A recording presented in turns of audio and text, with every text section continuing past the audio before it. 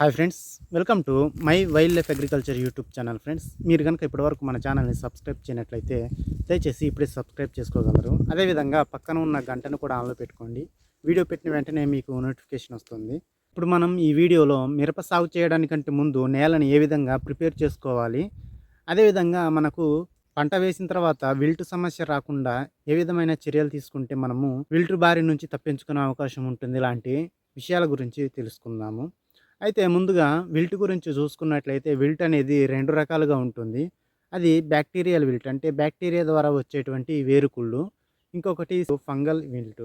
2 తీవ్రమైన నష్టాన్నే కలిగిస్తాయి మనకు. అయితే మనకు బ్యాక్టీరియా విల్ట్ మరియు ఫంగస్ ద్వారా వచ్చేటువంటి విల్ట్, ఈ రెండింటిలో ఏది తొందరగా కంట్రోల్ అవుతుందంటే, ఒకవేళ మనకు బ్యాక్టీరియల్ విల్ట్ అటాక్ అయినట్లయితే మనము ప్లాంటోమైసిన్ మరియు ఏదైనా ఫంగిసైడ్, ఉదాహరణకు ఫ్లాంటోమైసిన్ మరియు కాపర్ ఆక్సిక్లోరైడ్, ఈ రెండింటిని కలిపి డ్రెంచింగ్ చేసుకున్నా కానీ మనకు విల్ట్ అనేది వచ్చిన తర్వాత అయినా కానీ కంట్రోల్ అవుతుంది. అది బ్యాక్టీరియల్ విల్ట్గా చెప్పుకోవచ్చు.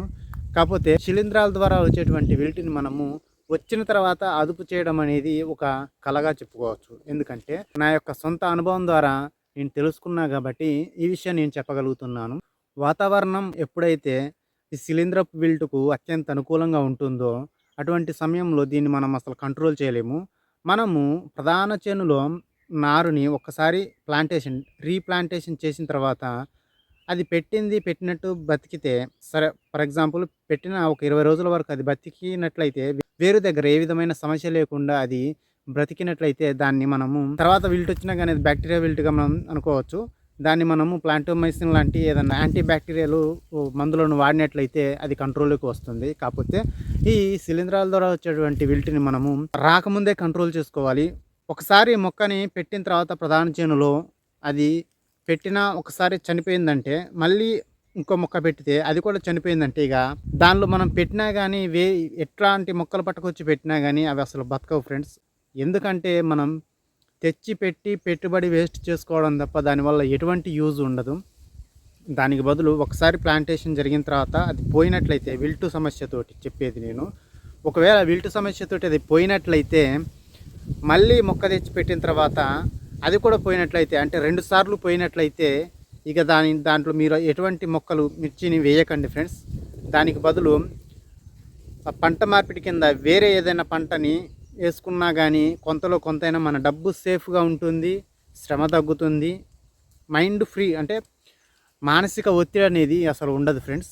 ఇటు ఒక్కసారి మనం స్టార్టింగ్ స్టేజ్లో విల్ట్ వచ్చినట్లయితే 2 సార్లు ఆ నేలలో మొక్క బతకలేదంటే అది ఇక ఆ సంవత్సరం మిరపకు అనుకూలం కాదు. అది విల్టుకు అత్యంత అనుకూలమైన వాతావరణం సంవత్సరంగా మనం చెప్పుకోవచ్చు.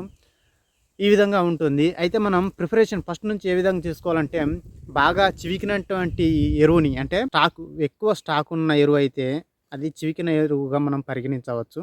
అటువంటి ఎరువుని ప్రధాన చేనులో మనము ఒక 2 ట్రాక్టర్ ట్రాలీలు పోసుకొని అక్కడక్కడ దుక్కి చేసుకోవాలి.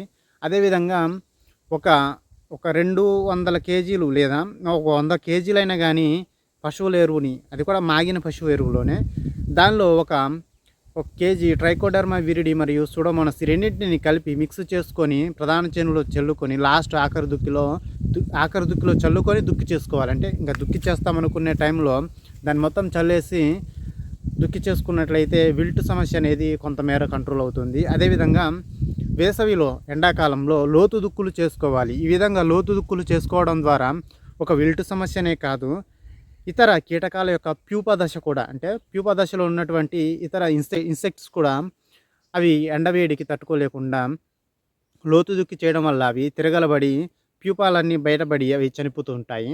ప్యూపాలే కాదు, గుడ్లు పెట్టిన గుడ్లు కూడా పోతూ ఉంటాయి. అదేవిధంగా వయ్యారిబావ లాంటి రైతుకు మానవాళికి ప్రమాదమైనటువంటి కలుపు మొక్క కూడా కొంతమేర అదుపులోకి వస్తుంది.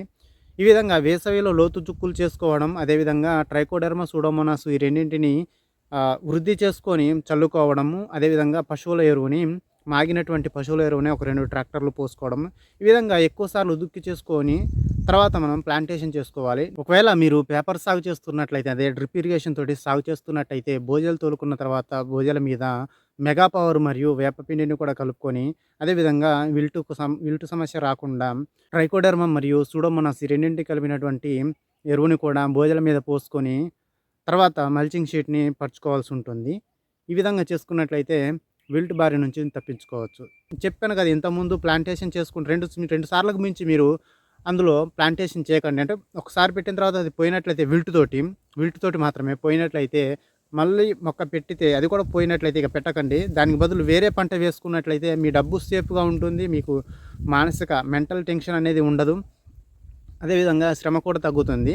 పంట మార్పిడి కూడా అవుతుంది. ఈ విధమైన చర్యలతోటి మనము కంట్రోల్ చేసుకోవాల్సి ఉంటుంది. మంచి సమాచారం కోసం మన ఛానల్‌ని సబ్స్క్రైబ్ చేసుకోండి. Thank you for watching this video. Thank you.